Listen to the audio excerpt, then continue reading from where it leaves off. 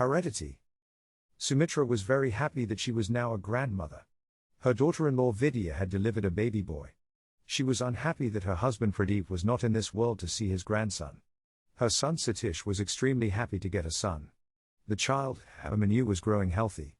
On his second birthday, Abhimanyu's physical features were getting sharp. The child was as fair as Satish was. His nose was straight as his mother, Vidya. But now, the color of his eyes was noticeably different. It was grey.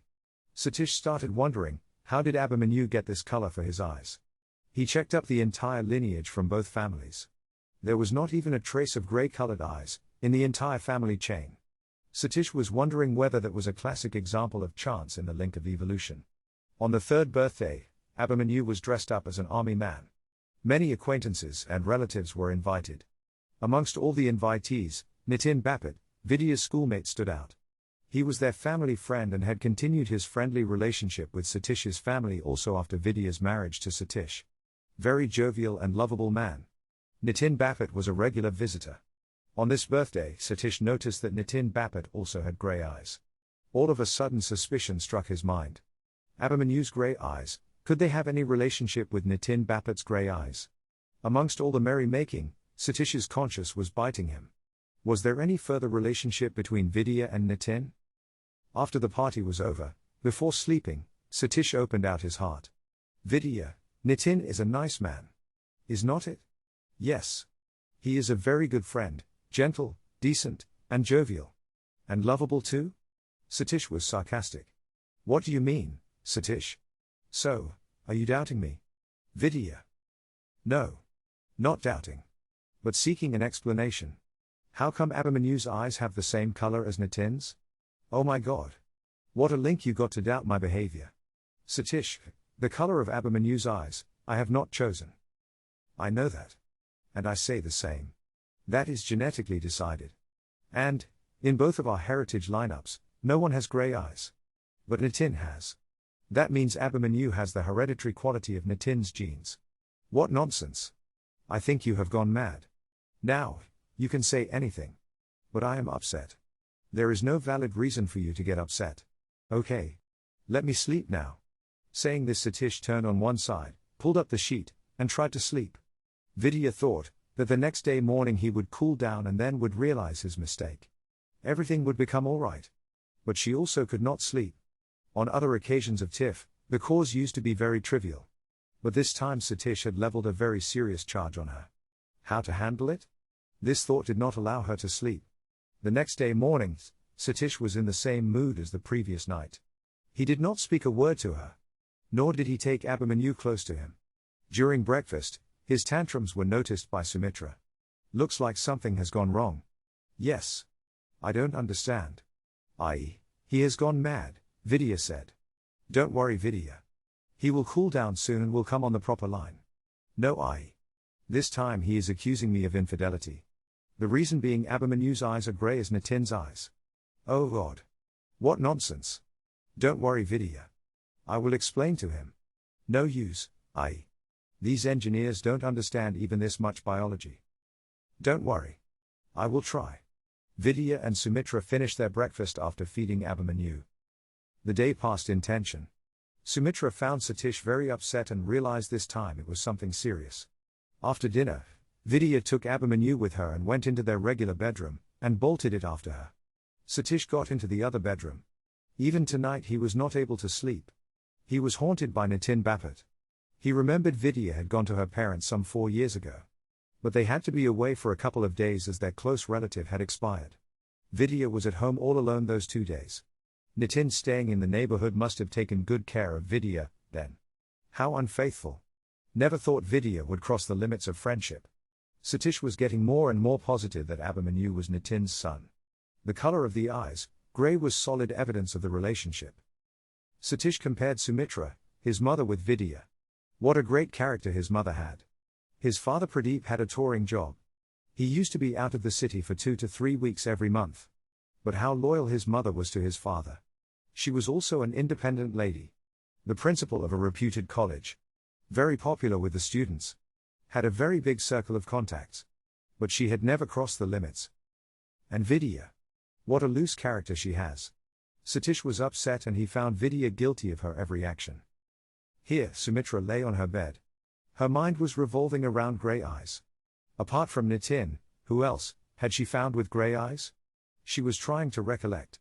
And she was disturbed. She remembered it was Samir, her college mate and usual visitor to their house. She also recollected that eventful night around 30 years ago, when Samir had visited their house when Pradeep was outstation. Sumitra picked up the phone. Hello. This is G's residence. Who is speaking, please? Samir here. Oh, Samir? After a long time. Where are you? I have come to Mumbai, yesterday, Samir said. In Mumbai? Okay. Pradeep is outstation. He will be back home tomorrow morning. Why don't you come over and join us for dinner, tomorrow? Tomorrow? That suits me. Samir. Okay then. I look forward to seeing you around 7 in the evening, tomorrow. Bye. Sumitra kept down the phone with a smile on her face. Her college mate Samir Sani would be visiting her the next day. She would be meeting him after about 3 to 4 years. The next day, Pradeep called Sumitra and told her about the change in his program. He would be returning only after 2 more days. Sumitra tried to contact Samir to postpone the dinner but failed. In the evening, Sumitra got ready to receive her college mate, after cooking some nice dinner. At 7 in the evening, the doorbell rang. Sumitra opened the door and saw Samir standing there with his pleasant smile and glittering grey eyes. Hello, Mrs. Sumitra Ji. Sumitra returned a smile. Hello, she said and let him in. After a few minutes, Sumitra told Samir about Pradeep's changed plan. Samir immediately got up to leave saying okay, then I'm going. We will meet during my next visit. I tried to contact you but did not get through.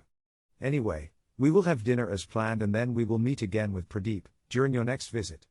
You don't have to quit immediately. No. I don't feel comfortable without Pradeep. I must get going. Are you mad? Let us have dinner at around 8:30 and then you leave. Taste, how will I cook? And anyway, it is going to rain heavily now. Getting a cab will be difficult for you. So, cool down. Have dinner with me. Of course, I will enjoy dinner with you. But, do not worry. Relax.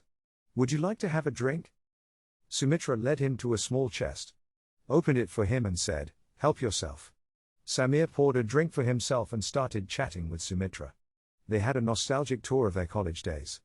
Other group members also appeared prominently. With a cool atmosphere, heavy rains, and a nice dinner, Samir was enjoying the evening. But finally, they both could not control themselves and succumbed to the instinct. Sumitra also remembered that the next day when Pradeep returned, he was in a terrific mood. And they had very exhaustive bed activity. Soon Sumitra had conceived. Pradeep was extremely happy. But Sumitra was not sure whose baby she was carrying. Samir's or Pradeep's? The pregnancy period passed with extreme joy in the house. Pradeep was planning with Sumitra the names for the child, either a girl or a boy. But Sumitra was extremely worried not knowing whose child she was going to deliver. After the child was born, Sumitra was anxious to know if the child had any features that would indicate who his father was. Most of the features were common in both Pradeep and Samir except for the color of the eyes. When Sumitra saw the child had light brown eyes, she was relieved. But later she came to know that some features of the child changed between 2 to 3 years of age. After his 4th birthday, when the child still had light brown eyes, Sumitra was totally out of anxiety. But then Satish's son had got grey eyes. Could it be skipping of generation? And poor Vidya was getting blamed for infidelity. Sumitra decided to talk to their family doctor and confirm this notion. The next day Sumitra took an appointment with their family doctor. Visited her and discussed this matter. When at home, Sumitra reassured Vidya not to lose her courage. She would try her best to prove Vidya's innocence. In the evening, Sumitra called Satish and Vidya to her room. Now Satish and Vidya, please hold your breath and listen to what I am saying. I want to confess something. I had told Pradeep about this. And that great person he was, he pardoned me with his big heart. And now, Satish, please forgive me for such an unethical thing I indulged in. Please do not doubt Vidya's character. She has not done anything wrong. If Abhimanyu has grey eyes, it is because of my sin. I am the sinner. Sumitra narrated the entire story. Both Satish and Vidya got a jolt. Vidya leaned on Sumitra's shoulders and sobbed uncontrolled. Satish was also moved. He spoke in a choked voice, to Vidya. Please, excuse me, Vidya. Please forgive me.